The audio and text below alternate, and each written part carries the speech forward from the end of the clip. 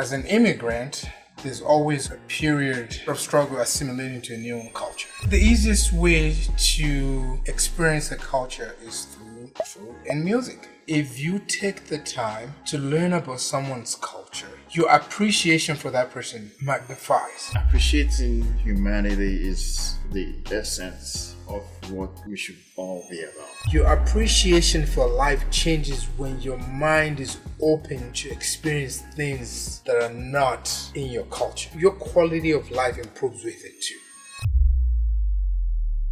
So continuing from where we left off the last podcast, today I would like to talk about cultures and how it impacts everything that we do, how we view our surroundings, how we interact with the world, right? Everything is based on the culture we grew up in, the environment we grew up in, which kind of impacts there's a correlation between your environment and your culture. Certain things happen based on what's normal in your society, the norm, right?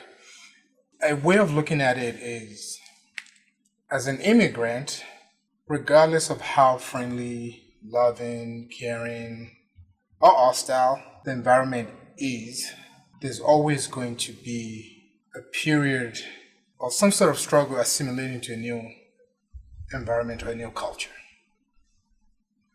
We can look at it from, when you go to work, when you're just interacting with people, dating.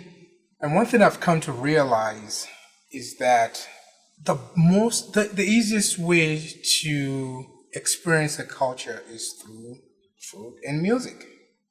Correct. Now, if you eat food from a culture and you kind of like it, you may love or not, care for the people that much. If you listen to music, you may care or may not care for the people. But if you love the food and you do love the music, you tend to care about the people. Because humans, the two things that we care about is we care about the food that we ingest on a daily basis. We have a very romantic relationship with food, right? Right. Our very romantic relationship with Spiritual. food. And it's spiritual in a way as well, right? And then music is something that is powerful to humans. And music can take you to a point in time, and you can, with the right music, you will remember certain things. You can sometimes taste, feel, Right. and it makes you feel like you're in that. It could have happened 50 years ago, and you listen to music, and it takes you back to that point in time. So music is very powerful. That's why people study when they're studying for a test or an exam. They're often initially they're like, well, no, classical music is where you're relaxed, but then they realize that actually rock music and music that sounds chaotic helps. Helps too. It helps retain information. So music has a powerful way of helping us go back in time and see things from a different perspective. So for us, how does our culture play into how we assimilate into a different culture? You've been Nigerian, moving to the US. What was that like culturally? What was that like? What were the obstacles you had to, or the hurdles you had to get over to feel like America is now feeling more like home? Yeah. So I will speak personally for myself. I'm always open to trying new things in terms of food, music. At least hear it out first to see if you like it. You can't just be so rigid in terms of trying things out or being open to hearing different cultures, how their music sounds, how their food tastes, and all of that. It wasn't really much of a shock to me in the sense that I was open already. That's how I've been open to trying new things. So I'll go to music like country music. You know, a lot of people say they don't like country music. I like some country music, and I lived considerably. I lived a lot. I lived in Texas for a considerable amount of time, and I worked in the oil field for a little bit for a while, and that was where I was exposed to Country country music. music. And because when we drive to the field, some of my coworkers will play, you know, on the stereo on the car, and I will listen to it and feel and try to, you know, just listen to the tone of the music and what they're saying and how it feels, how the other, I see how the other person is enjoying it, and sometimes I get in that sync and feel You start to, the energy starts to the flow. flow, yeah. And then you can now tell yourself, this is not really that bad. As people say they don't like this music, it feels some kind of, so there's some you listen to, and sometimes you may feel, oh, what's this person saying? But there are other, it's a genre of music, that country music, but there are different artists and different ways they sing their songs. And so if you listen to enough of it, and you should be able to know. True, just like any music, right? Whether it's rap, classical, rock. Right. Not every artist is for everyone. Yes. Right? So even in the same genre of music, certain artists just, maybe it's the voice, is the pitch is too high, or it's too so it's but one thing I've come to realize is music is the food of the soul. Yeah, that's what you don't have to. I've listened to Indian music, I listen to rock, rap, classical, country. I listen to anything and everything. Right. And in different languages too. And I think for a lot of people, they're like, well, I don't really get it. The slang is different from what I'm used to. But music is music. It is. If your mind is open enough, you will connect with music that's the words. It's French. Yes. Yeah, it's Spanish, it's French, it's Portuguese. It's all of that. Yeah. It's some, country somewhere that you've never even heard of. Right. But the music just touches your soul, because music is it's a soul food, right? It touches you in ways that language can't. That's true. Right? Mm-hmm. And I think that's such an amazing thing that people don't fully understand. And when you're well traveled, like you are, right? Mm-hmm. You start to appreciate people more. Right. Because there's certain things about certain cultures that you're like, I love this. Right. I wish we have this in my culture. Yeah. Right? And then there's certain things about that culture you don't like. Right. And for example, you think about, some people talk about food, and I don't like this food and it smells funky, and then you taste it, and then you're like, well, it tastes good. Like, good, yeah. The seasoning, everything's just right. The smell may not have been enticing to begin with, but then you taste it and it's different. And being Nigerian, people now all over the internet, everybody's trying for food and egusi soup and something like that. Yeah. And people are like, oh my God, the what we call jollof rice tastes a lot more like the Spanish rice. And the Mexicans are like, it reminds me of our rice. Right. Like, and then they're like, well, there are a lot of people that came over from that part of the world a long time ago, and maybe that's where that came from. Maybe it's not, and who knows? And who really cares where here's where it came from. Yeah, we're just enjoying it. Different people with the different ways of preparing food. It can be the same, but they just prepare it differently than you. And then if you're open to tasting it and feeling, the flavor, the spices they use, whatever the ingredients they've used. It may just wow your mind. You may just be like, oh, I never knew it tasted like this. You understand? So that's the same way with, as I explained with the music, open to taste, trying foods, like, being to Japan, very nice. Been to different countries, Canada, Mexico, and here, even within the U.S., there are different cultures. A lot of people who come here, and the Caribbean food, the oxtail, It's different. everything is different. Jamaican food. I like to try different cuisines as long as I feel it's prepared in a very clean Clean way. environment. That's Yeah. that's essential. That's very essential to me. I like to know that the food is clean and I can eat it. Yeah, that's the preparation process of the food is all clean and we can eat it. Because sometimes you have to put that into all the time. You have to put that into consideration is what you eat. Cleanliness is or next drink. to godliness. Yes, Right? What you put in your stomach, what you drink is going to kill you faster than any other thing. It's your you temple. can think of. Yeah. Your body is your temple. Right. And how you take care of your temple really reflects in other areas of your life. Yes. Right? And there was something that I heard today, and I'll bring it up briefly. I think the topic for another day. Okay. But it's called high context communication versus low context communication. Mm-hmm.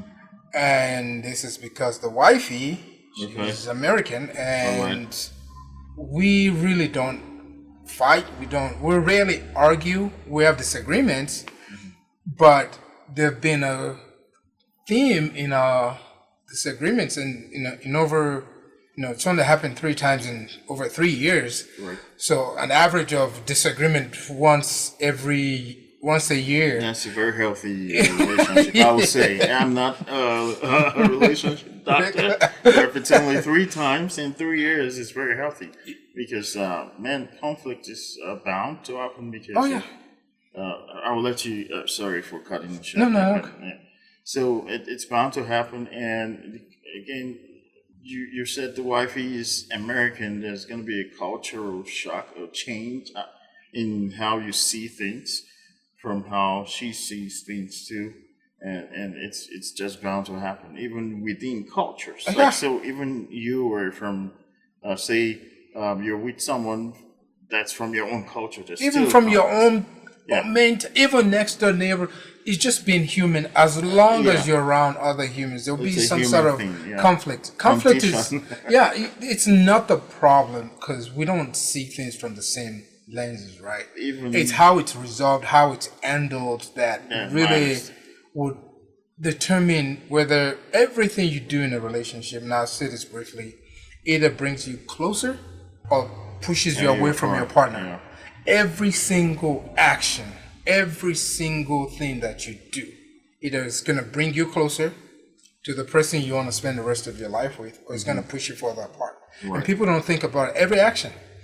So with eye context, being a Nigerian, we function in an eye context environment, right? Communication style, which is I don't have to say a word. If we're in public, I don't have to say a word to you. I check in with you by eye contact. Eye contact and body language. Yeah, and body language. And based on, I could be 40 feet away from you. If I look at you, based on your reaction, your facial expression, and your body language, I know if you're uncomfortable. I know if you're comfortable. I know if I need to come get you out of a situation.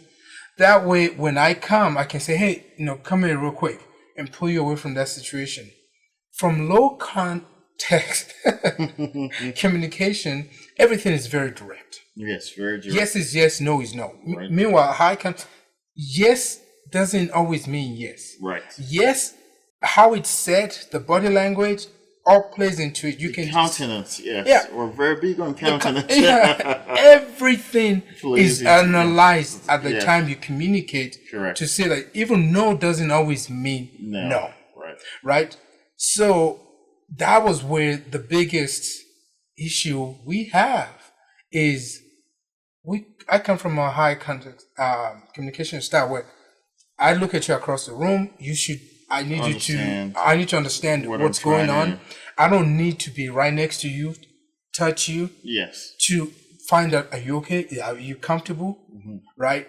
But for her, she grew up in an environment where me checking in requires me being physically present. Present, yes.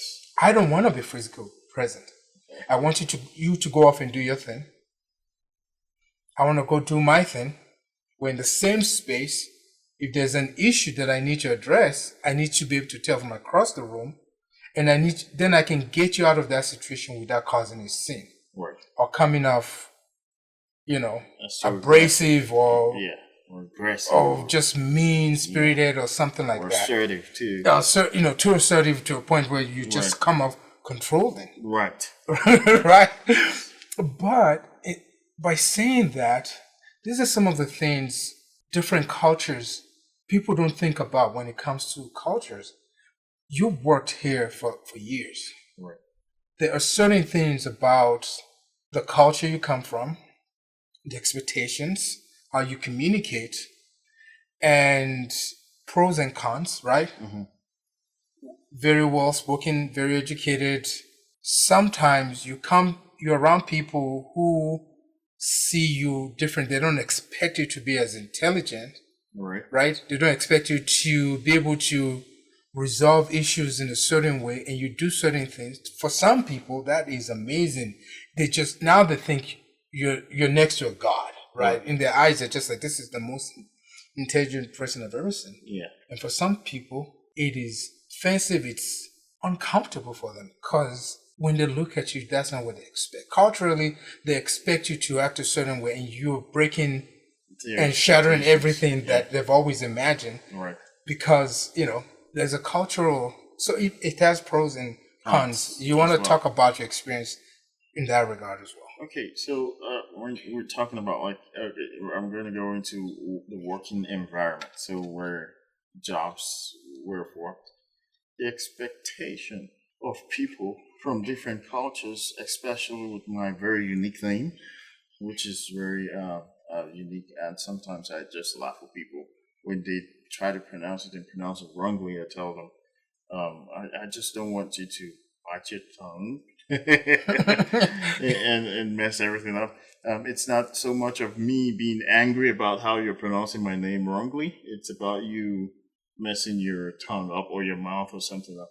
And it's not that bad. It's easy. It's just like you said, culture. People who were born here, I would say, are not going to be used to pronouncing maybe names from different other countries, except you're well traveled or you're very good in phonetics, in the sense that most of our names back in Nigeria, there's a lot of consonants and not a lot of vowels, and so when you put all that together, it's something different. So right from the name pronouncing to how you're being viewed in at work is something that my experiences may be different from other people. I've always come prepared, shown up to any job, ready to learn what's going on there and know how it works and everything like that. So people are always, mostly from my first job in the US to work now, have always been what's the word to use there? Amazed. My confidence. So I take on tasks that people will run away from. That's what I like to do because that's what challenges me, so I can learn more and be taught. And then educational background is there too, coming with degree or degrees that most of your peers in your field of work don't have, and it's like you're over, qualified for even the role you're in, and that my experience has always been the expectation is like, this person, how is he doing this? How come? What, some people will not even believe my first degree is from Nigeria. Some people will tell me, where did you go to school? I'm sure you didn't go to school in Africa, And sometimes I tell them, what do you mean by that? Because when I came, okay, let me tell you this very funny part. When I came to the US, the person that I stayed for a little bit in his place before I moved on, and yeah. He told me not to ever tell someone I came from Nigeria. He told me to tell people I came from the UK, just because of how put together and my, accent was. It wasn't like I was trying to talk in a different accent like a British person or an American person. It was how I talked. Mhm. And I went to school. I'd never gone to any school then at that point outside of Nigeria. So my first interview, the lady told me that she has interviewed a lot of Africans and even Nigerians, and then where did I go to school? How do I speak this clear and fluently? So, boils down to your question. Every time, the expectation would have been here lower for them seeing your name, but when they talk to you, they take you up here like this, and most times the way you appear too matters. So I've always learned that from my parents. My dad always owned this company. I was born. I never saw my dad work for anybody. My mom was a civil servant. She was in education, an educator. So in Nigeria, back home, where if you know about JAMP, you have to do that. You have to take and pass that exam before you can go into any higher institution. The equivalent of that would be the SAT and SAT and all of Yeah, that. So yeah. it was JAM there, and she was there, and she rose up to a level of a state coordinator and director before she retired. So they were always on point in the morning. So we never saw I couldn't go to school without my uniform being properly pressed, Oh yeah. ironed. Oh yeah. My shorts, my shoes, my socks, all Had to be white clean. and clean. And Had to because be they clean. also were at the top of the game with their appearance. They were dressing very, very excellently, very well. What I saw growing up, what I knew, and always known. So when I show up, I always show up well put together. So that always true, like in terms of jobs. When I go for interviews and the way I show up, sometimes they think I'm coming for an executive interview. When I was going for my interview in the oil field, the way I dressed, people came there with shorts and like just That's funny. and t-shirts and that for their interviews because the oil field they don't even care even if they're going to hire you as an engineer, they wear shorts and jeans and all that. Well, I came in well dressed, attracting and well groomed and everything. And sometimes I think it's just throwing this as an advice that amplifies the way your interviewer sees you and is gonna interact with you. And Absolutely. you can actually drive the tone of the interview by your charisma, your the way you appear, and then what seals it off is if you're well spoken.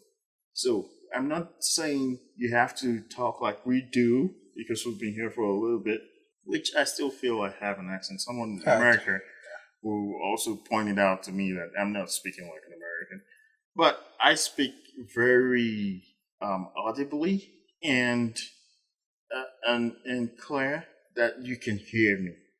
You understand? So you're not supposed to come and start like trying to talk in a different accent.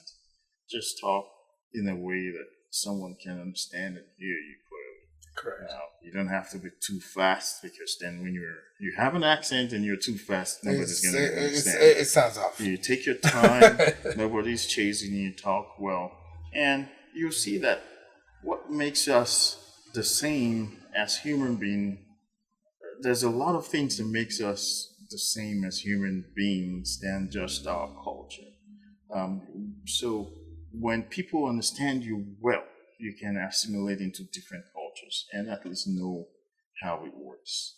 So understanding first is the key thing that I think everybody wants to always achieve in any relationship, conversation, or any kind of business you're doing with any human being.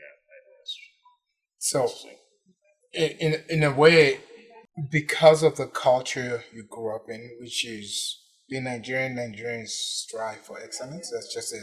Right. It's also common in Asian countries. Right.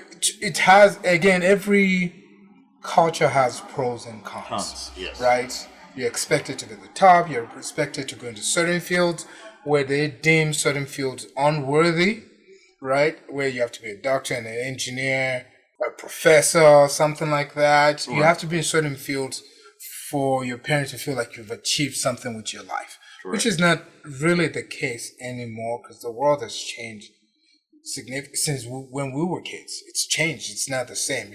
You could be on YouTube. You could be an artist. You could be, a painter now and be extremely successful. You could be a tour guide and be extremely successful. It doesn't always mean you have to go into these tiny buckets. But the thing with culture is your culture and that you grew up in, because there's a need for excellence. Right. When you left and you moved here, everyone is expecting you to be a certain way. Right. And then you come in and people are like, you're well spoken. Oh my God, you think a certain way. I've never heard anyone break things down like that. I've never heard anyone talk like that. I've never heard anyone present themselves like that. I've never heard anyone just be open to things like that. And you start realizing that culture has a huge impact on how we view the world, our perception, how the world sees us too, right? And people always, in a way, we kind of know it, but we don't understand how much importance it plays in our daily lives. Right? You've been in. When I first moved there, I had a tailored suit. Right? And I'll go for interviews, and oftentimes I was told, I really like you, but you have your ambitions. I can give you this job if you want, but because I know you're new in this country and you need to get your foot in the door and get some experience, but I can guarantee you in 6 months, you won't work for me. You will outgrow this place very quickly. There's a need, there's a desire, an unquenchable thirst for excellence in you. Right. And I've had it happen to me twice. And they're like, the first time it happened, this guy said, he's like, look at the people that work for me. Mm-hmm. It's like, these people have no dreams. It's like, what I pay them is what they'll always make their life. They have no desire, no aspirations to be more than what they are. It's like, I see you as the kind of person I want to have a friendship with. I would like to grab drinks with, talk with, and just somebody I feel like is of higher quality than the people I employ. Right. And it's like, I'll give you the weekend. Think about it. If on Monday you still want to be here, I'll give you the job. But I don't want to be responsible for killing your dreams. It's like, if you work for me, your dreams will be shattered here. Right. And it's like, if you want references for any jobs, I will be glad to give you. I will call anyone to get you hired if it's the right fit for you. If I know it's a job you really want, I'll do whatever it takes to help you get that job. Mm-hmm. But you are more than this job. And then I went for another interview like the following week, and it was the same thing. And it's like, I like you. I think you're a great person. It's like, I just have people here that don't have dreams. It's like, your dream is too big to work for me. Right. And as much as I think you can do the job, it's like, doing the job is easy for someone like you, but it's like, but at what cost? Okay. It's like, whatever you want, if you want any, a reference, I'll be glad to do that. Mm-hmm. But I don't, again, it boils down to the same, I don't want to be the person that kills dreams for you. Okay. Because that need for excellence shines through everything, and people see it. It comes out, and comes off, it radiates from within. Mm-hmm. And it becomes so bright that if you're around people that don't function at that level, even regardless of culture, it becomes impossible to be friends with them. Because you just want too much. They see it as you want too much out of life. Right. And in a job environment, sometimes it becomes competitive. It could make a manager feel uncomfortable in your presence because there's just something about you that you don't fit into the mold, Correct. right? And you have the aspect of it. And then you have relationship aspect of it where culturally, one of the best relationships you can be in is a multicultural relationship. Yes. It I is agree. the most rewarding I relationship, agree. but it also tends to be one of the most demanding relationships. Yes. And again, sorry, just to Mhm. add that, I'm not going to take too much time.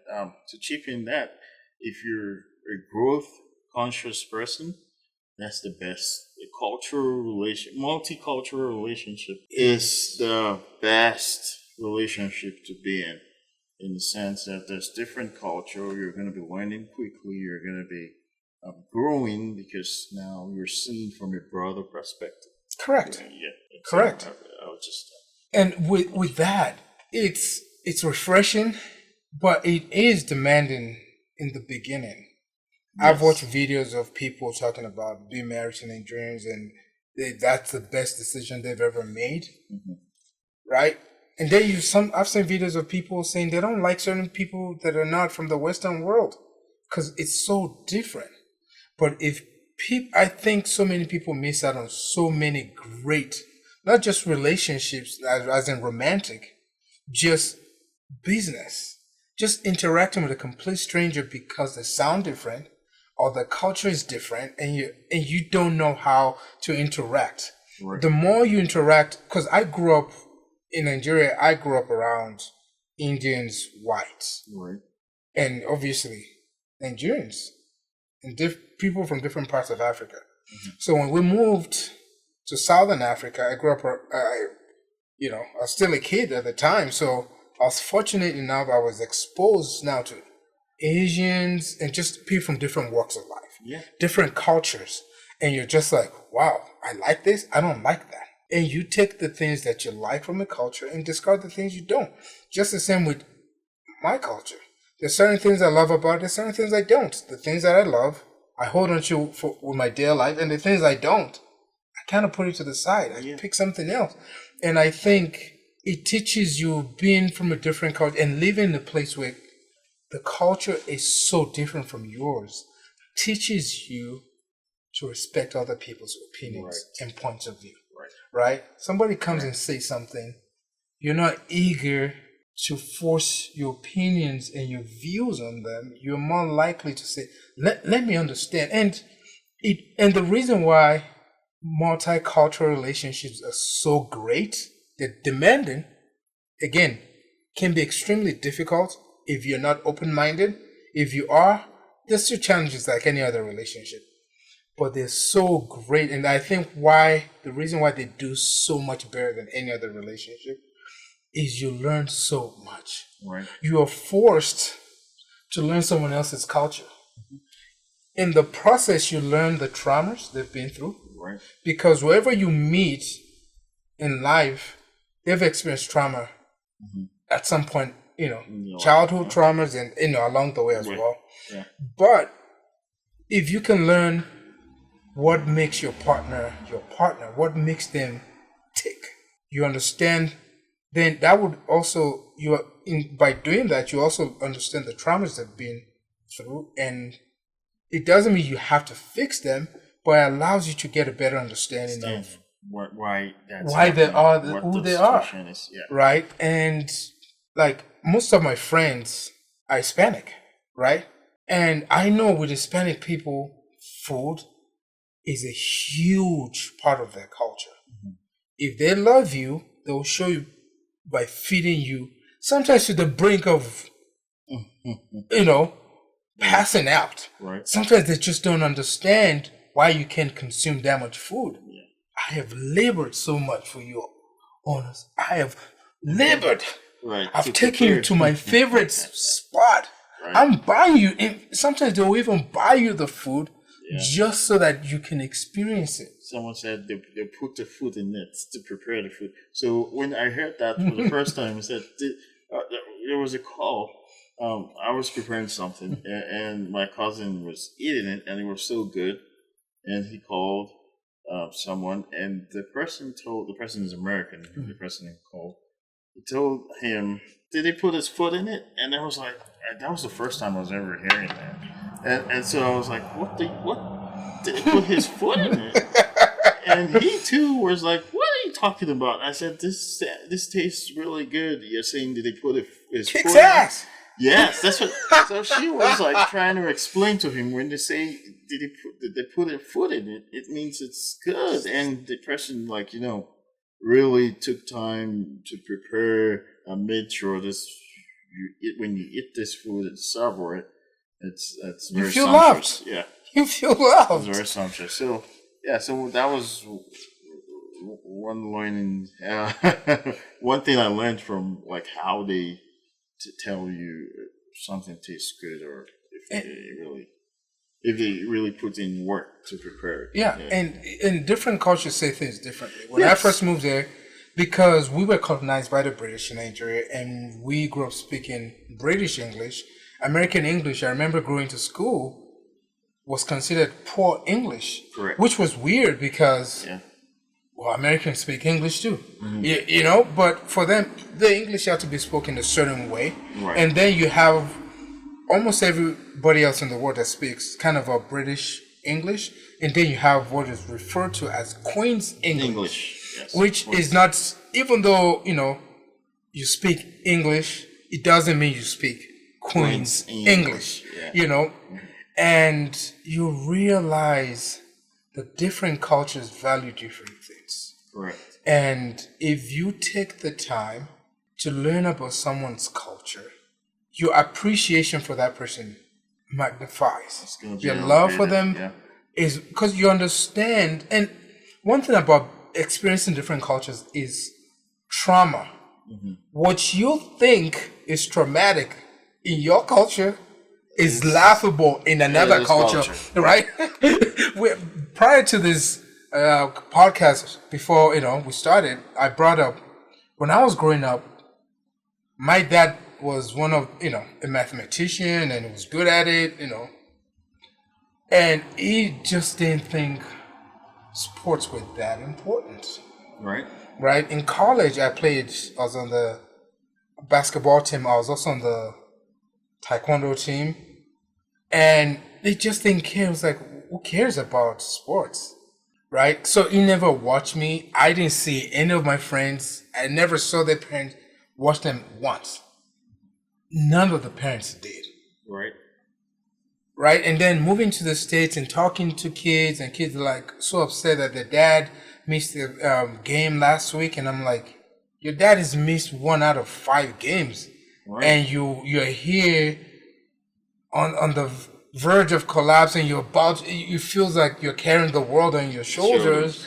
Meanwhile, your dad is out there working, or has prior engagement, or he has some obligations that he couldn't get out of, right? Some things he had to do for you to survive, and you're here whining and crying about your dad missed it. My dad never saw me play once.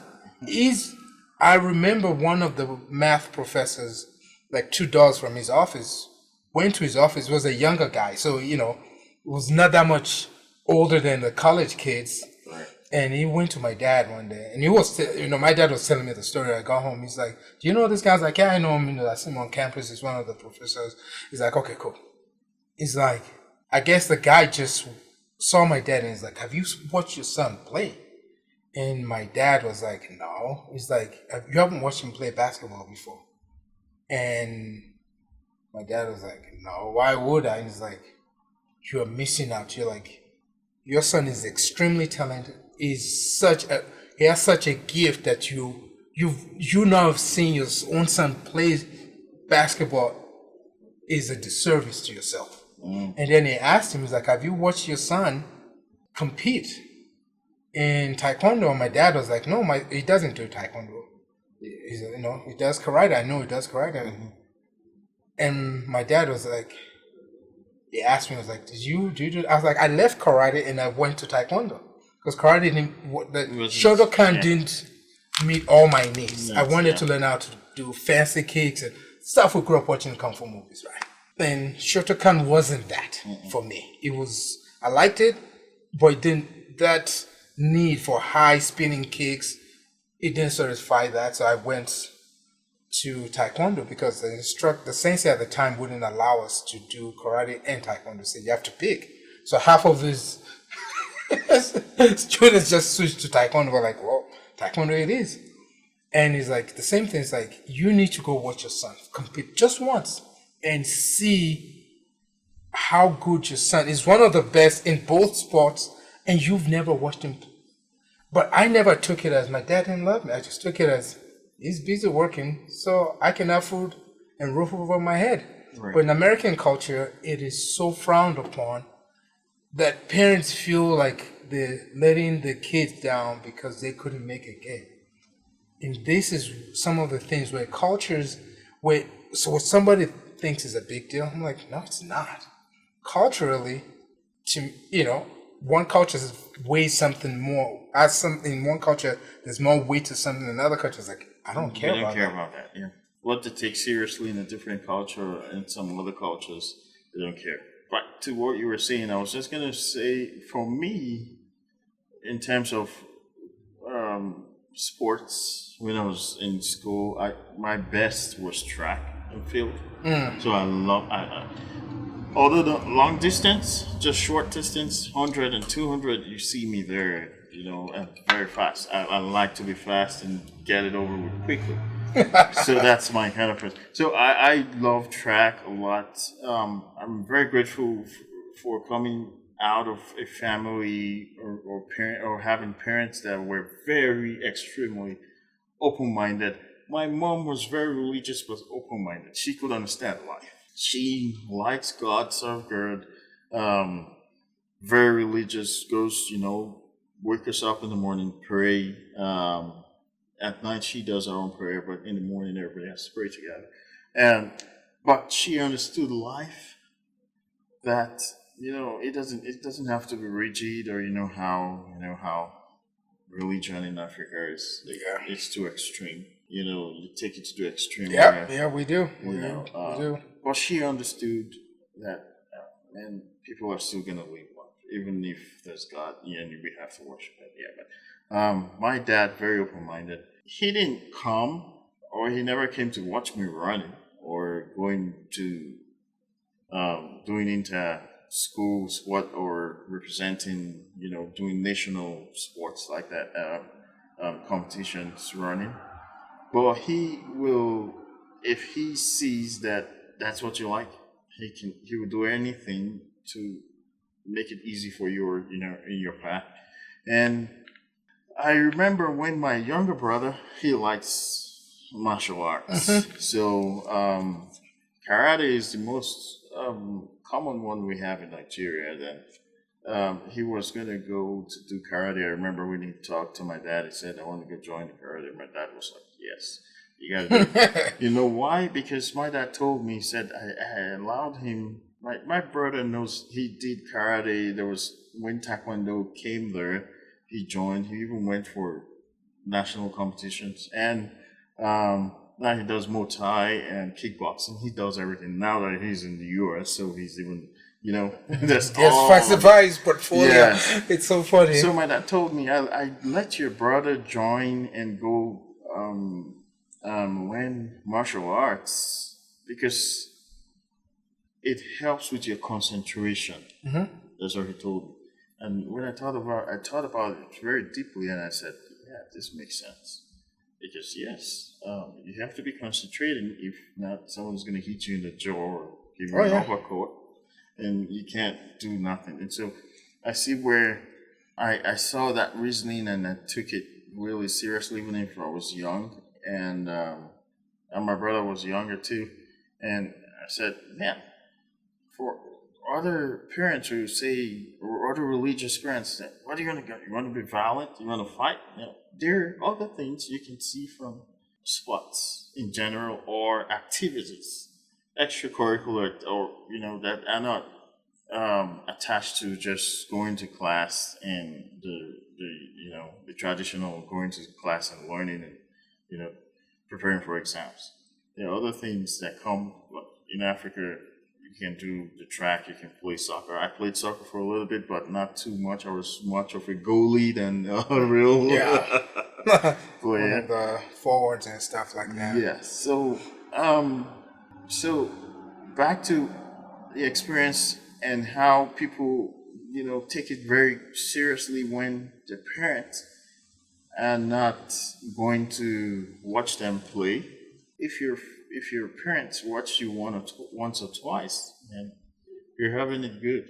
Yeah, you feel like you're a king of the world. Because really, your dad is not out there drinking beer in the bar while you were playing. He's probably working. He's working his To make butt sure off. he takes care of the bills and do everything and make sure everything goes well for the family. And it's not easy. It's not easy. And also boils down to the fact that like we're also talking about people migrating from Nigeria down here. And people back in Nigeria will think having a kid here is like, everything is now is in fact that's the best thing that can ever happen to you. That's what we're talking about. When you have a kid here, it's more responsibility here than in Nigeria. It's not like you have to also factor in your kids' love for sports or whatever extracurricular activity they like, and you have to be present for them. So it's different. Where Nigeria, you see, everybody kind of knows that your parents have to go to work. If you have a sport to attend, you're going on your own. You're figuring it out yourself. So when you think it's easy to give birth to a child here than there, of course, to a certain level, yes. But you're going to be involved. You have to factor in all that comes with giving birth to a child here. You can't be lazy. Here, the system works in a way that you are paying attention to your child. You have to.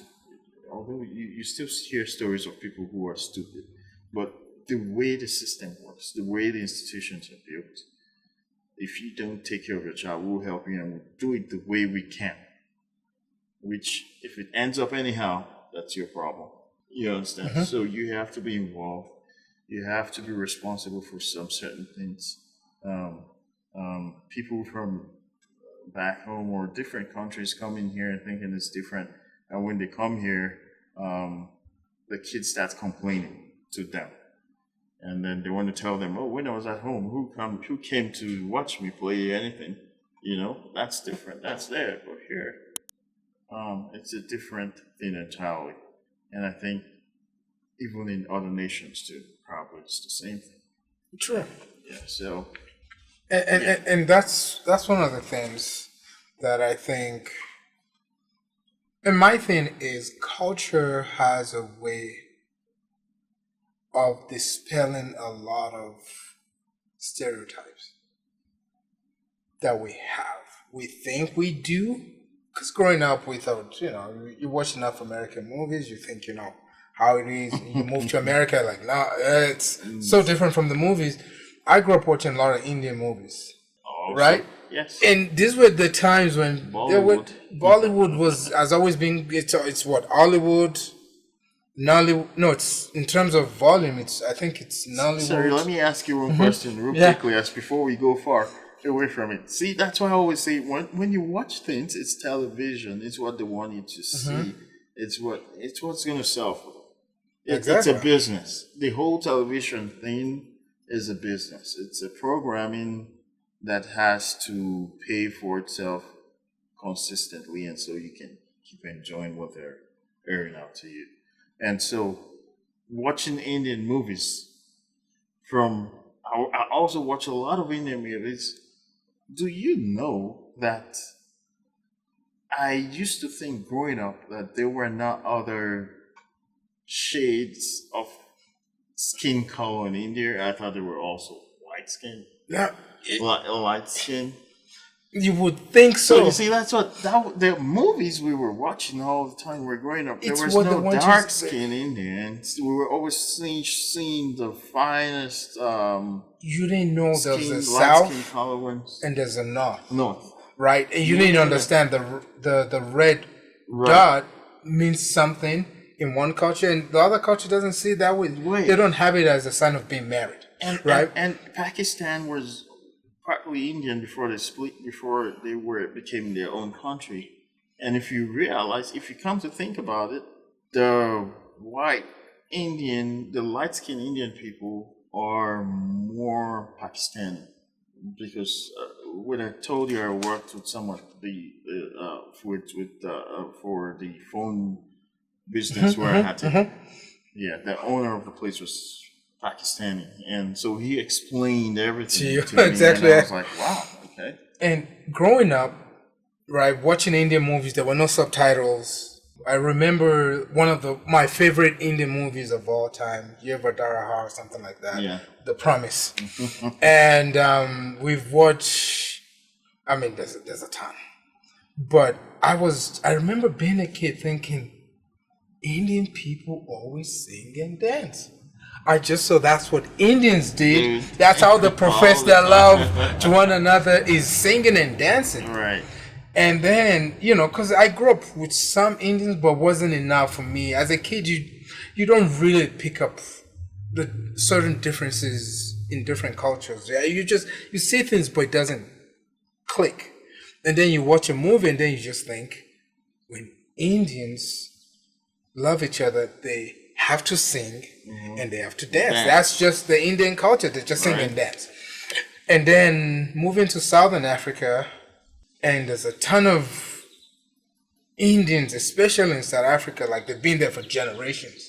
And you realize, no, it's not like that. And then you go to school with Indians, and they're like, nah, not really. We don't do that. That's just the movies. Right. And you're like, oh, because every movie that I watched, it didn't matter whether they were trying to kill each other, love each other. There's always a breakout scene where there is dancing, and people look so happy. You just assume that that's what that is all about. So, growing up thinking that imagine going to India in your teenage years, and you like to grow, and you break out in the class dancing, and everybody's looking at you like you've lost your damn mind. And you're just like, why are people not dancing with me? Yeah. Is it because, and they're like, we don't do that in our culture. That's not what we do. That's what we do in the movies, but it's not real life. And this is why it's important to learn people's culture. And because there's just so many things that I feel like we as humans miss out on other humans and our daily interactions, our friends, our relationship, our business partners, our clients, when we don't understand the people that are around us. Yes. There's just so much information that is lost, that if you just took the time and you're patient enough, you connect with people on a deeper level. And it's fun, I'll say this real quick. One of my good friends, when I was in the dating process, years ago, like 150 years ago, when dinosaurs and all this, it felt like millions of years ago, but it's not millions of years ago. I know. But it's like you connect with people on a much deeper level. It's like you go on a date with somebody new, and you can talk to people for 2, 3, 4 hours, and they will have such a good time, and they're laughing the entire time. And I don't consider myself to be a funny guy. Not funny enough to have a career anyway. Right. Obviously, I don't have to be a comedian. To be a comedian. And then my life partner, she's always like, you just connect with people. Like, it takes you a while to connect with people. Like, you don't open up to everyone, but when you do, it's so deep. And a lot of that is interacting with people from different cultures. Yeah. I'm more open to what makes you you. And it's almost impossible to understand what makes somebody Yeah. them without understanding the background and the culture and how they grew up. Because when you do, you start to see people in a different light, the strength, Correct. what they've had to overcome. And for us, and for any immigrant, and everyone that has left their home country and gone to another country understands this very well. Yes.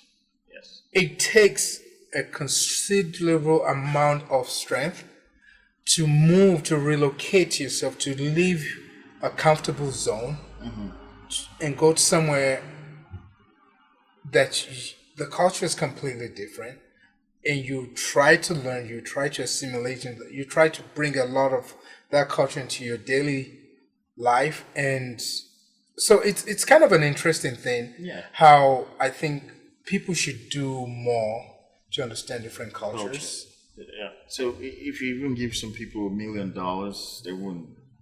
$1 million, they wouldn't move from their comfort zone where they know People will move from one town to another. to another. And it's not even we're not talking about internationally. No. We're even talking about like people here. I've met a lot of people who were born where they were born in the United States, and they've not moved. They've not even traveled to. They won't leave their small town. Even the town itself, upwards of states, interstate, and all of that. So, man, I just feel moving and learning about the way people live and interact their culture is gonna help you grow even faster. And not, there are different kind of growth. You can grow and still and not change a lot in terms of how you think. Oh yeah. And how you see people. Oh yeah. And how you're gonna be acting. But when I talk about moving and trying to be attentive to other people's culture, the way they think, the way they act, the way and try to understand why they do what they do, then you're viewing the world from a lens of a broader perspective, which helps a lot. It helps you to communicate effectively and achieve what you want to achieve as quick as possible, because now you understand how to, approach and communicate in a way that the person is going to receive it and understand it in a way that's not malicious and very straightforward. Can you imagine what life will look like if cultural appreciation and ethnicity, because that's the thing, we talk about diversity, and especially here in the US, they think diversity is just bringing someone from a different ethnic group. Right. Diversity is more than just that. There's diversity of the mind. Somebody that thinks differently. Somebody that doesn't roll with the flow. Somebody that doesn't go with the flow. Somebody that thinks differently from everyone, from the herd, that challenges the herd and says, no, I don't think that would work. But imagine if companies, and I know they're like, oh, it's going to be expensive and all these things, but can you imagine how much companies will thrive if managers and employers try to understand the cultures around them? Because you learn that humans were not a one size fits all. Right. We cannot be approached as a one size fits all, and that hence why we're called individuals. We're different from the next person. Like, I'm different from you, you're different from me. Yeah. We may have the similar views when it comes to certain things, but at our core, there's certain things about us that makes us unique. I have a twin sister, getting a PhD.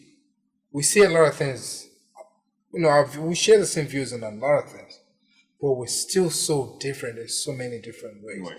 Outside of the gender, we're so different. There are times we'll have a conversation, she's like, this, I'm like, I don't agree with you. Right. It's not that I think you're stupid or you know, but I just don't agree with you. I don't think you're wrong. I just don't agree with that point of view. Yeah. And I get it as well. And I feel like if people start interacting with people, because if you can interact and you can absorb other people's and appreciate other people's culture, it makes it easier to appreciate people's upbringing. Right. And you tend to factor that in when you meet people. Like, I don't know this story. Yes. And if I can just learn a little bit about them, I can better communicate with these people and build a stronger bond. I've met people, I can't tell you, when I first moved to the States, I was still new, so I was trying to meet everybody. And I'll meet someone for the first time, like, you're such an amazing guy. Can we hang out some? I'm like an hour and a half from you. If we meet again, good. But for me to drive an hour and a half, when I'm still trying to learn the lay of the land, it's not as easy. But for them, they're like, yeah, if you're willing to come to my side of town, that's great. We can hang out, right? But are you in the same country as we are? That is there so much time? How come you have that much time for us to just be hanging out like that? And I'm figuring out how everything works. It's like I don't have any time. I'm trying to absorb as much of the American culture as I can. Yeah. And the fact that I grew up in different countries, Yeah. right, in Nigeria and other countries, and then the U.S., it probably made it a bit easier to be, to absorb a lot of the American and assimilate in just that culture, this culture, and then take it in. But again, appreciating cultures should be a big thing to a lot of people. Right? Because if you care about emotional intelligence, then you really want to care about people's cultures. Correct. Because the thing is, appreciating other cultures leads to other things that it makes you. In fact, it opens to a door that's so endless that you will appreciate because you keep learning as you go. And like I always say all the time, anybody that thinks they know it all is just waiting for that rude awakening that they don't know nothing and they don't know anything, and that you keep learning till the day you die, even if you're with a companion who you're married to. Man, you don't know everything about your companion. You have to learn your partner. Even if you were born in the same village or the same state or the same country, you still gotta learn about people because there are different versions of people. There's no one person who is. We're all spontaneous, and you will know until you start, like we're saying, learning about people and their culture, how things even work. I'm telling you, even if you were born in, like back home, we have villages. Even if two people met each other from their village back where they were born, and that their family homes were not even far apart, it's still a very big learning process you would never imagine. Oh yeah, I mean, humans we're very complex creatures. We're really very complex creatures, but there's certain things that, like, humans are very habitual, right? We have habits. We're creatures of habits. Right. But at the same time, we're complex creatures. And yet there's some simplicity to us as being part of the animal kingdom in a way. Right. But when you think about I've always wondered why people don't care about other cultures. Like, you're here, this is our culture. I'm like, you're doing yourself a great disservice by not being open-minded. By not being open-minded. I have met people in my life that normally they wouldn't talk to me. But one thing led to another, we had a conversation, and now it's forever changed the way they see people. I was around a guy that his family told me World War II vet doesn't like people of color. I'm like, cool. I went to his house, I greeted him, and I sat on the chair adjacent to him. He's watching football. The first 15 minutes, and he was dying of cancer. I didn't know that at the time, when the first time I went to his house. But his wife, the niece, and everybody's just like on high alert because they're like, Yes, this guy does anytime. not like people of color. Okay. And they're like, this was, like, he's not really a bad person, it's just the times. I'm like, you kind of grew up around the same time as, the wife. I'm like, so you don't say that, but he does. Mm-hmm. And they were, they didn't want to go into detail, but I kind of knew they painted enough Mm-hmm. that normally I would say, like, I don't need to be around this person. But I went to his house. I was respectful. I sat, close enough to him. He was watching. I was still new in the U.S. I didn't really know much about football. I didn't really care about football. I watched, and I would watch him. I noticed he would glance at me once in a while to see, I just I kept my eyes on the TV, but I'm watching his reaction. And then he said something. And then he's like, these black athletes are something, Mm-hmm. They're really better than the white athletes. They're just built different. And I laughed and said, yeah, I guess it looks like it. Right? And that was it. And the next time I went to his house, they were like, oh, he's in the bedroom upstairs and I'm feeling good. He heard my voice. This guy came running downstairs, sat me down next to me. He's like, sit next to me. And we started talking. From that point on, it didn't matter whether it was throwing up a few minutes before I got to his house. Every time I showed up, it came downstairs, sat there next to me, told me about life. You would have thought I was his favorite grandson. Sounds right. That's how. But the interaction, and he asked me about my, how I grew up. Now suddenly, the more he learned about my culture and my upbringing, the more he understood me as a being. And the more he understood, the more he loved me as a person. It's hard to love someone deeply Mm-hmm. when you have no idea about their culture, their upbringing. You don't know anything. Yeah. Everything becomes superficial at that point. Superficial or irritating to you because you don't understand why they do what they're doing, what drives their actions or inactions. No, You exactly. don't know. So if you're a judgmental person, that's another thing. It's going to be hard for you to even be open to learning about people's culture. So you have to not be judgmental all the time. We all have biases, but Oh, yeah. yeah, and that's constant. But if we have to live in harmony, which is most important, people are chasing peace and happiness, harmony first, then that happiness can spread, and it drives the peaceful environment we want to inhabit or live in. Um, so I would say, like me, I've been very open-minded. Came from an open-minded family.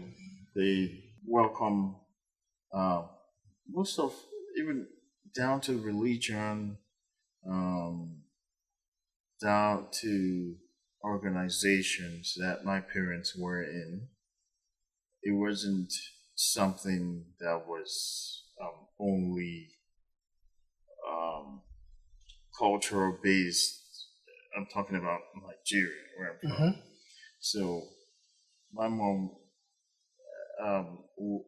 she attended a church that is internationally known. It wasn't even started in Nigeria, so like that. And my dad is in a lot of organizations. They're international. That are philanthropic organizations that are international. So they have a very open mind and broader uh, perspective of how everything works and how it operates, and was passed down to us. And so we were not too. I'll talk to a lot of people. They will tell me you don't talk like a Nigerian, or not the accent, as in, not even just talk. You don't behave like or think like a Nigerian. You understand? And I'll be like, I'm more Nigerian than you can ever think of, or than even you pointed fingers. But it's not all about that. It's how you were brought up, how your family dynamics is or was, and how they view life and people in general as a whole. You know, and so And, I was going to ask a question mhm. real quickly because So we're not saying one sided because I would say, we're open minded. We're from families that were open minded. I mean, you lived in different countries growing up, even growing up. So that will even drive more, more of your being open and seeing things differently from where we're coming from. And other people will argue that okay, maybe they are also maybe the same or not. The outliers of the group. Right. And or they will tell you it's debatable how we came here and we were being told all the good stuff. Like I told you, people will be like, "Where are you from? Are you sure you went to school? Where did you go to school? You speak so fluently. You dress this way like you two. Man, I can't like you feel. I feel like I'm gonna kill your dreams if I hire you because you feel you should be somewhere better, like that, like all those kind of scenarios. We've had it. It doesn't mean when people are telling you that it's soothing to you No, it's not. because sometimes you're not even getting what you want. They're just praising you or telling you, "Oh, you're more than what you're applying for, what you're seeking for." It's not so much of that. Sometimes you get hurt even when they tell you that. But people will argue that they didn't see it that way. Maybe they were just ignored or thrown away or looked last upon, and that. My question is, what are you gonna say to those kind of people who see it differently? That way? Well, another thing, again, I'm a big supporter of to know me is to love me, Right. right? Kind of a statement. When you get to know people, oftentimes you tend to love people when you get to know them. Now, there's certain scenarios where you don't. And people can be like, well, I wouldn't have seen it that way. But when again, this is why experiencing different cultures is so important, is you understand that people, when you learn about different cultures, you understand one thing. One thing becomes clear. As different as we are as humans, we're still the same to a certain degree, right? We're still being driven by a similar force. Now, your culture or your environment could make it, shift or make it feel a little bit different. Like, oh, this, no, it doesn't happen this way. But we're driven by the same basic needs to survive. Survival is still a driving force for humans. It's evolutionary. It has been like that And from if the onset of creation. And if we didn't have that, we'll all be dead by now. Yeah. Right? But when people are like, oh no, this person treated me this way, or they probably meant something, they probably just didn't like you. I am grateful for their honesty. Right. And that is the truth. Again, when you've been around different people in different cultures and you learn people talk differently, Right. you learn that not everything that sounds mean, harsh, Yes. Or it's malicious. sounds malicious is. Yes. You start to learn that you start to see your biases and your prejudices in a lot of things. You understand that my bias does influence the way I see the world, Right. right? And I'm grateful that I was told, like, hey, if you want the job, I'll give it to you.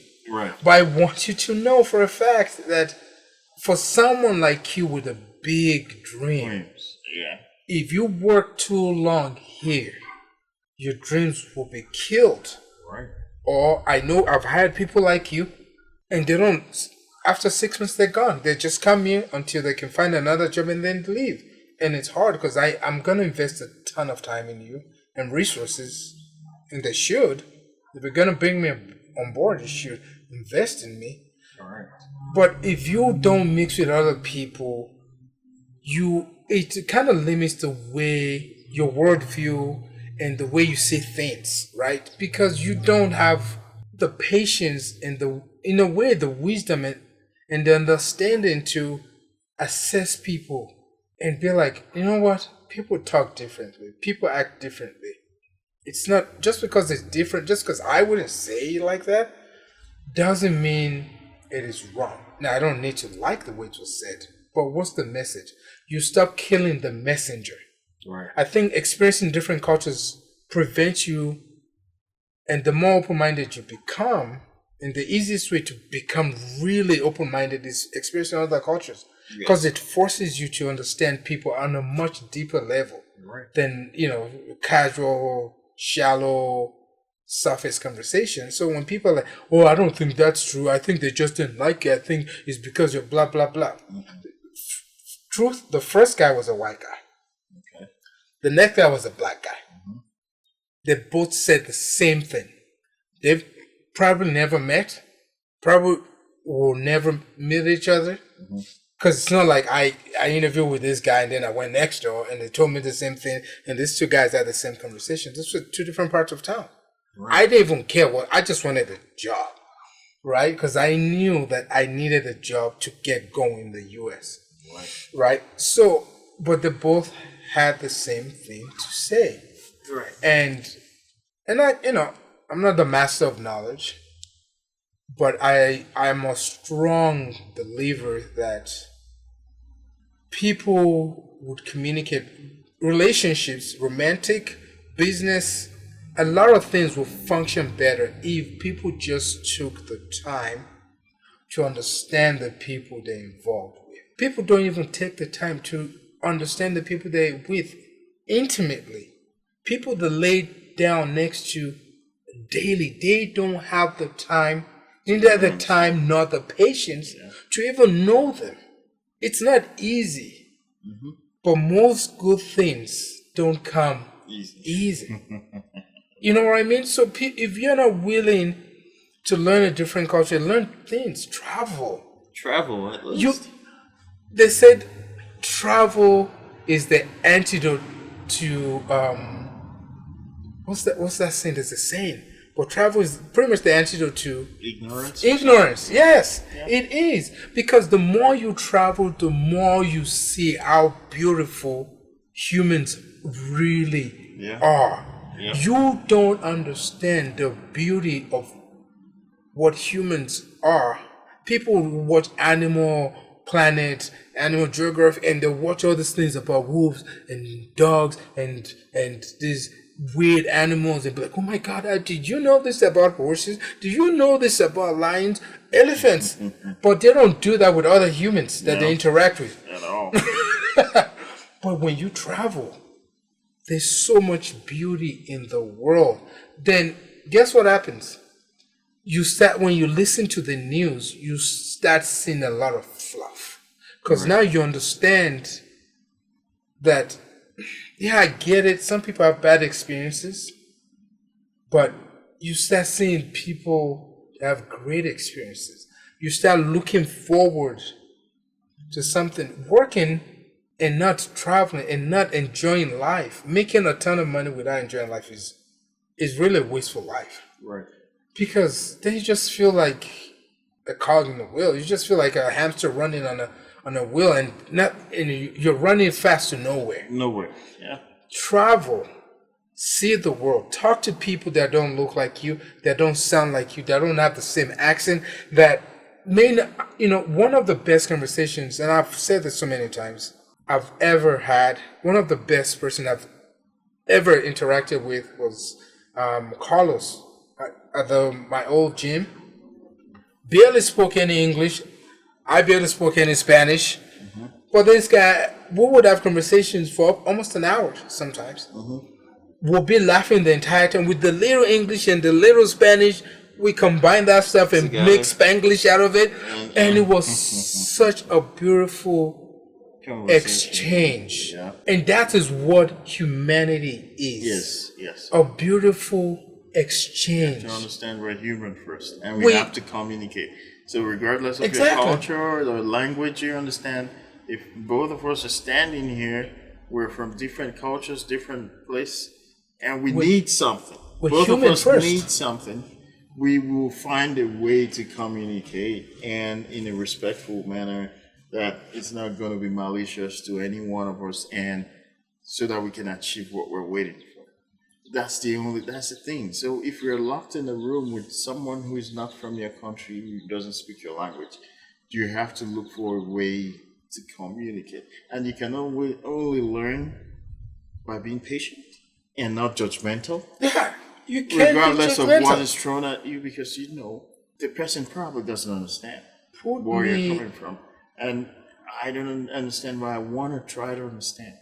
And so we can't do it by trying to just push people aside and being oblivious to their culture or where they're from or how they think or how they're behaving. We need to tame it down, be patient, non-judgmental. That's it. Because Well, that's the thing with experiencing cultures. So, You become less judgmental, Yeah. right? Because Because a lot of people from our place, they're very, very judgmental. I've It's met either theirs or none. Or they're the best. yeah, I've ever. met people No, that were doesn't work. that were Nigerians. I'm like, I can't be friends with you. You're too judgmental. You're too opinionated And, about yeah, your what opinions, your views, and you're so assertive with your opinions and your personality. and then you try to tell everyone else like my way or the highway. Yes. But when you've had to interact with people from different cultures and you're learning about different cultures, you start to understand that maybe the way I think is not the best way. So I was on social media. I can't remember which platform yesterday, and I'm not sure if I don't think it's in Ethiopia. It's a country and it's a tribe in Africa where the bigger your belly is, the more attractive you are as a man. So these men just eat as much as they can, and they just, when the time comes to find a bride, the women are looking at the guys the guts of that have the biggest guts. That is what is attractive to That's them, ridiculous. right? And then in the Western world, oftentimes the more fit and you are, the more attractive people think you are, and it's like, no. So someone like me going to a culture like that, I'll be the least desired. In fact, I would not find a bride.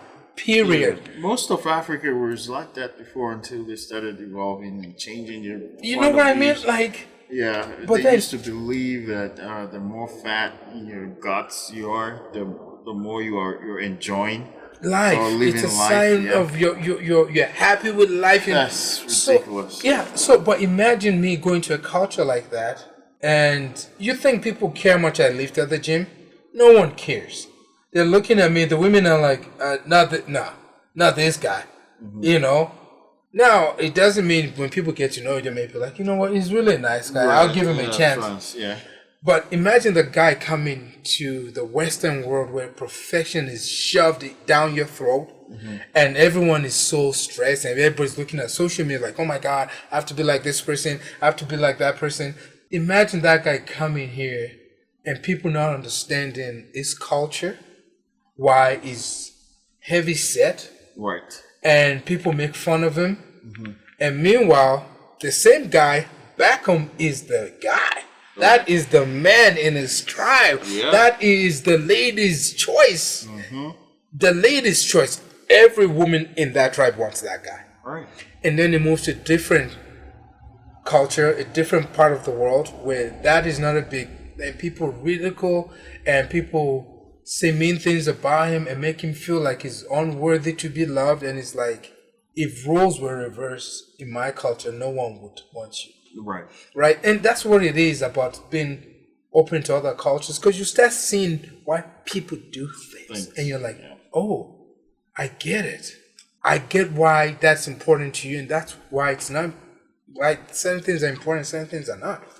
And so to answer your question, when people say, well, maybe that's your experience and maybe you're lying about this, I'm not lying. It's my experience. And I'm entitled to my experience. Right. And you didn't experience it the way I experienced it, so you don't truly know why but for me, it's being able to love other cultures. I watch, Again, with different cultures, I watch Korean shows. I watch, stuff from the Middle East. Anything I can find, I'll watch it. I'll listen to it. I'll try the food out. If I meet someone from a different culture, I'll talk to them because I'm just curious like that. Because there's something about those cultures, and I want to travel the world more. So the more I can learn about your culture, the more I want to experience that culture. Because on my dying bed, no one is going to ask me, remember back then when you had six pack and you look like, no one cares. Remember back then when you're the CEO of this company? No one cares. On your dying bed, you don't even care. You're going to go back to your experiences and the things you value and the opportunities you missed because of your rigid way of thinking. Those are the things that hurt people in their old age, and those are the things that when you see old people and happy old people and grumpy old people, oftentimes, and there have been a lot of studies around this, it's like the experiences, how do your relationships and how you connect with people is what matters at the end of the day. And we know this to be fact, because when people become billionaires, you see somebody starting from the bottom, money, money, money, they chase it, and then they get to a point where they feel like I've surpassed my goal, and they start preaching family, relationship, being around people that you care about, having good relationships. So we know that our ability to respect and be around loved ones is important as we get older. And I think a good way to do that is to experience different cultures. Right. Who knows? The love of your life could be someone from Nepal, man. Right. You don't know that. Know. You don't. Yes, and I agree with your answer, and I was just gonna add to it that like in as much as possible, everyone and anyone can point and argue with you that there's chaos everywhere or everything in the world is chaotic and all of that. Well, you have to think about it that the universe, the Earth itself, where we're in existence as humans, is in harmony with itself. That's why we can't even live and breathe. If not, we can't. Maybe oxygen is going to be off the Earth and we're going to die of lack of oxygen. And it's also in harmony with other planets in the universe as in the entirety of the universe. So I was always taught growing up from my parents, my dad will always imbibe it in us, harmony is essential. Oh, and anatomists can tell you there are cells that don't even agree with each other, but they're still working together. Yes, harmonious to make you, to keep you alive and keep you moving. You understand that? So if you can understand it that deep, appreciating humanity is the essence of what we should all be about, because you see a human being as a human being first. Strip off the culture, the title, the whatever, the color. It's breathing, you're breathing. It has a head like you have a head, you can interact. That is a human being first. Can you treat that person as a human being first before bringing other factors in? That takes not being judgmental, not seeing yourself as special than the other person. It takes that for you to even act in a way that is receptive to any other human being. Because it all boils down to, we say we're always emanating frequencies in vibration. You understand? We are constantly in transaction with the universe and everything around us. Right. On a vibration and a frequency level. So you see a human and you act like a human, as humanly possible as you can, to any other human. You're going to emanate a certain kind of aura that is going to be receptive to the person. And regardless of your cultural barriers and everything, you're talking to the real person in the person. If I know that can sound too complicated to understand, but you're talking to. We're all connected, like we explained. We're vibrating in the frequency that's in harmony with the universe. So that frequency that passes through all of us, without talking, you can transmit information that the other person is going to receive, even spiritually, and you don't have to go through all the stress of passing and maneuvering the obstacles of culture or color or anything to get to the person. So that's what I mean. So I would say try as much as possible. Well, it's hard for people not to be judgmental. It's the most reason. It's the most reason why people don't get along and or get what they want. So when I throw a question about how are you going to respond to someone who says, "Oh, your experience is different. My experience is some other way." Our experience is our experience, and because of the way we approached the situation, we weren't judgmental. In fact, it's not going to be interesting if everybody's the same. I can't, because when you give people back what they're giving out, some of them can't take it. Like somebody who is self-centered, if you try to be self-centered to that person, the person is irritated. So two people it's going to be too boring. Well, what's the point of living life if we're all the Same, so. Right? And now I'll say this in wrapping up, but what makes it fun to be human is we all say things from a different lens. Right? So if everyone is the same, it's like hiring people at your job and everybody thinks exactly the same. What's the point in even having that business running? Right. There's no point in there. There's no growth. Yeah.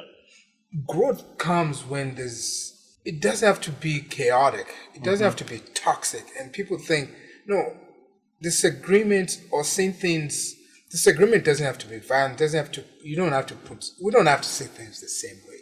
Yeah.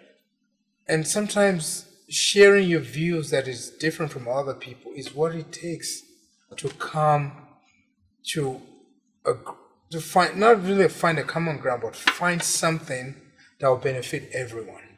Right. So in wrapping up, my thing is go travel the world, experience different cultures, food, music, try it. Not everything will, land the first time or make sense or flow or even feel good. Just keep trying.